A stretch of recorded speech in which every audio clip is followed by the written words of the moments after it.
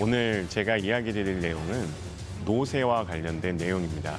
많은 분들이 노쇠라고 하는 이야기는 들어보셨겠지만 이게 정확하게 어떤 의미를 갖고 있는지에 대해서는 모르시는 것 같습니다.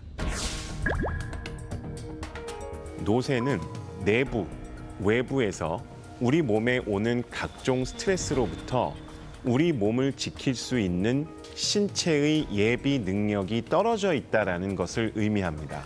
그래서 첫 번째로 기억하셔야 될 건 노쇠는 나이 때문에 발생하는 것은 아닙니다. 단 나이가 증가하면 당연히 신체 기능이 떨어지기 때문에 노쇠할 확률이 올라갈 수는 있습니다. 두 번째로 아셔야 되는 건 노쇠로 인해서 생기는 문제가 되겠습니다. 폐렴에 걸렸습니다. 그러면 젊고 건강하거나 혹은 노쇠하지 않은 분들은 그냥 폐렴에 대한 치료만 하면 좋아질 수 있습니다. 근데 노쇠한 분은 어떻게 됐느냐? 폐렴이 스트레스가 되면 폐렴으로 인해서 우리 몸에 변화가 생기기 시작합니다. 열이 나고 기운이 떨어지고 식욕이 떨어집니다. 그럼 식욕이 떨어져서 음식 섭취를 못하게 되면 건강한 사람들은 그냥 2, 3일 안 먹어도 아무 문제가 없지만 노쇠한 분들은 이런 변화에 견뎌낼 수 있는 힘이 떨어져 있기 때문에 식욕 부진이 영양실조로 이어지게 됩니다. 그리고 그 영양실조가 또 어떻게 되느냐? 영양실조로 인해서 체력이 저하되고 체력이 저하되면서 더더욱 식사를 못하게 되는 경우가 생깁니다. 다시 말하면 식욕이 저하돼서 힘이 떨어졌는데 힘이 떨어지니까 위장 기능이 떨어지고 위장 기능이 떨어지니까 더 못 먹게 되는 겁니다. 그러니까 노쇠는 우리의 건강에 있어서 굉장히 치명적인 영향을 주는 거고 이 노쇠하냐 노쇠하지 않으냐에 따라서 내가 병에 걸렸을 때나 내 몸에 변화가 생겼을 때 이겨내는 거에 있어서의 굉장히 큰 차이가 발생을 하는 겁니다. 이 차이를 알아야 왜 저 사람은 좋아지고 나는 안 좋아지냐? 왜 저 사람은 빨리 태어나고 나는 늦게 태어나느냐? 왜 저분은 일찍 집에 가셨는데 우리 어머니나 우리 아버님은 늦게까지 집에 못 가고 병원에 계시느냐? 이걸 이해하실 수 있습니다. 노쇠한 분은 치료 기간이 길어지고 치료가 어렵습니다. 그렇기 때문에 노쇠에 대한 개념을 아셔야 됩니다. 이제는 노쇠를 그럼 어떻게 하면 정확하게 진단하고 어떻게 하면 관리할 수 있느냐에 대한 내용을 설명을 드리겠습니다. 노쇠를 진단하는 기준은 몇 가지가 있습니다. 근데 그중에서 그냥 가장 쉬운 방법은 내가 근육 힘이 빠졌는지를 보는 겁니다. 근감소증이라는 이야기를 아마 들어보셨을 겁니다. 근육이 감소했다라고 해서 근감소증이라고 얘기하는데 여기서의 감소는 두 가지를 의미합니다. 첫 번째는 근육의 양의 감소고요. 두 번째는 근육의 질적인 감소입니다. 1번이 체중이 빠졌는지, 2번이 내가 동반 질환이 몇 개 있는지, 3번부터가 근감소증과 연관돼서 근육에 힘이 빠져서 물건을 들지 못한다든지 아니면 악력이 떨어지거나 자리에서 일어나는 것들을 못하는 문제가 있는지 혹은 계단 같은 것들을 올라가지 못하는지 등을 5가지 중에 하나나 2개가 있으면은 노쇠 전 단계로 구별을 하고 3가지가 넘으면 노쇠라고 구별을 하는데 1, 2번을 제외한 3, 4, 5번은 전부 근감소증의 진단 기준과 근감소증의 자가 진단 방법과 일치합니다. 근감소증과 노쇠의 공통점은 근육의 양과 힘이 줄어든 겁니다.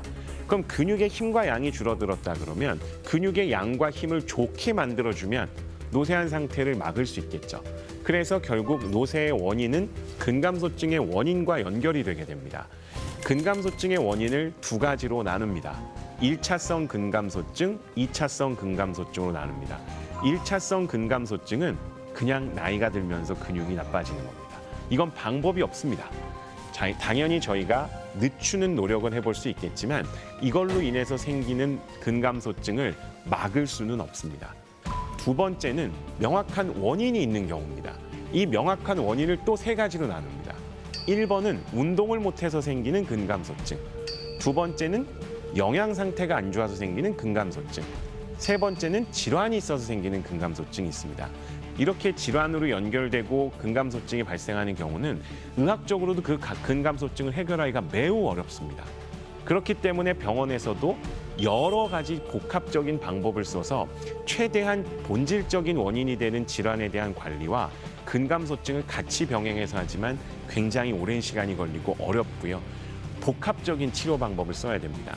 약, 운동, 재활, 거기에 심리 상태에 대한 관리부터 시작해서 의학적으로 할 수 있는 모든 수단과 방법을 다 동원해야 겨우 유지가 될 수 있습니다. 사람이 운동을 안 하면 근육량이 줄는 건 당연한 겁니다. 안 쓰면 없어집니다. 그렇기 때문에 근육량을 유지하기 위한 필수적인 운동을 유지하는 게 필요합니다. 그런데 이 근육량을 유지하는 데 있어서의 필수적인 운동량은 사람마다 다 다릅니다. 그리고 운동량이라는 건 지나치면 오히려 독이 됩니다.